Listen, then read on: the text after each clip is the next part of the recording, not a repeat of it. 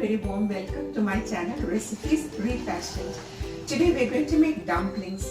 This is one dish which I can never get over because of the amount of fillings that we have in a simple wheat wrap.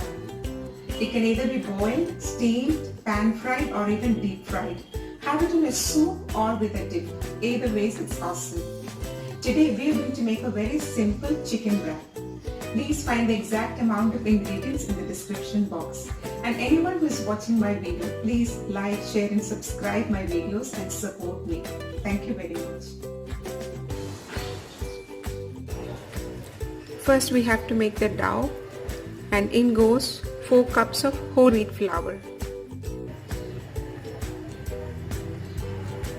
Half a teaspoon of baking powder will go into this.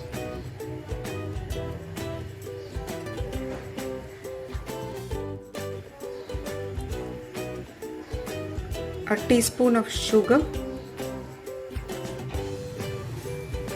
2 teaspoons of dry yeast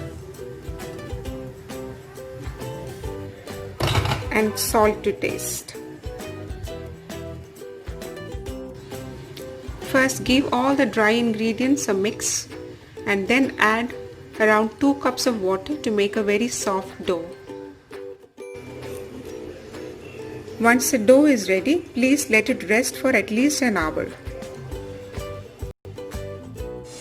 Today I am going to make a chicken stuffing. I have around 500 grams of minced chicken breast, some coriander leaves, grated ginger, some chopped green chilies. Green chilies always to your requirement. I love spicy food, so I am using a bit more of it. Some chopped onions, I am using 3 big ones. And I also have some English mustard, some dark soy sauce and some Indian spices, the coriander powder and the jeera powder, the cumin powder. So I am going to throw one after the other into the hot oil. I'll start with the green chilies, the ginger and the coriander leaves.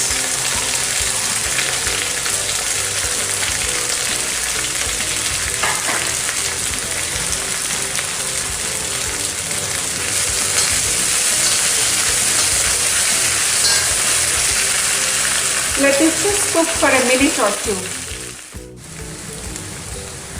So this ginger and coriander leaves are done. To this I will add around a teaspoon of cumin powder and a teaspoon of coriander powder. I always try to fuse dishes, and I love to add some Indian spices into all my Chinese dishes.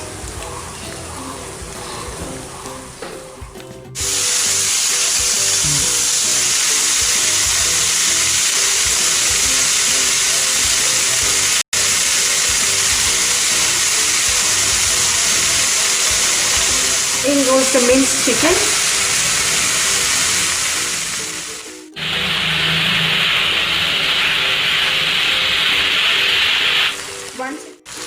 Just cook the minced meat enough to dry the juices so that the steamed bun will not get soggy.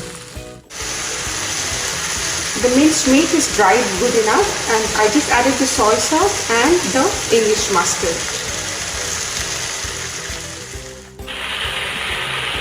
So I've just blended the sauces into the minced meat and just dried it a bit more, and your stuffing for the steamed bun is ready. So the sauces are nicely dried up now, and we have the mixture ready for them to cool. Leave it open for a while and then you can start making the buns. The dough has risen and become double of what it was. At this point we'll just knead it once again. So I've taken a steamer for making my steamed buns, and since I don't want the base to be stuck to the holes inside the steamer, I've spread a banana leaf on it.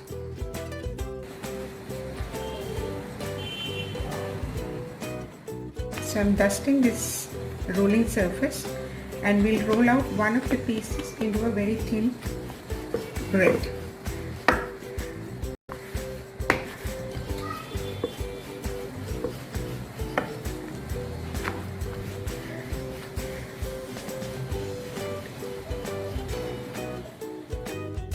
So I've nicely rolled out the roti into a very uniform thickness one. Now I'm just going to make small pieces out of it, round pieces.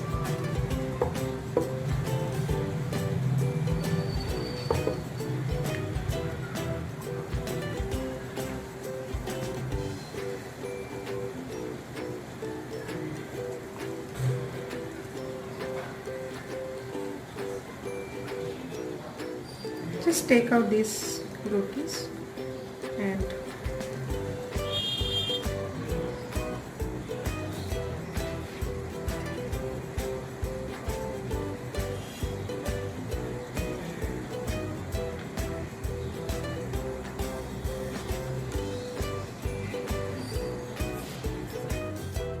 so I've made quite a few number of rotis, and please keep dusting in between, otherwise it will stick together.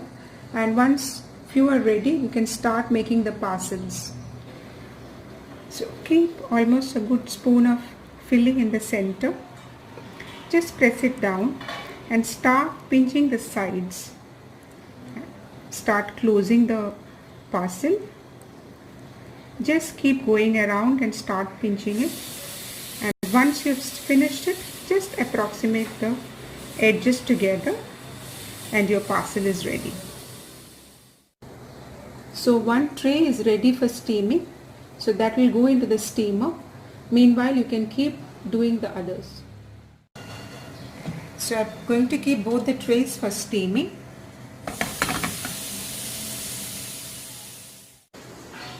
The steam buns are out of the steamer.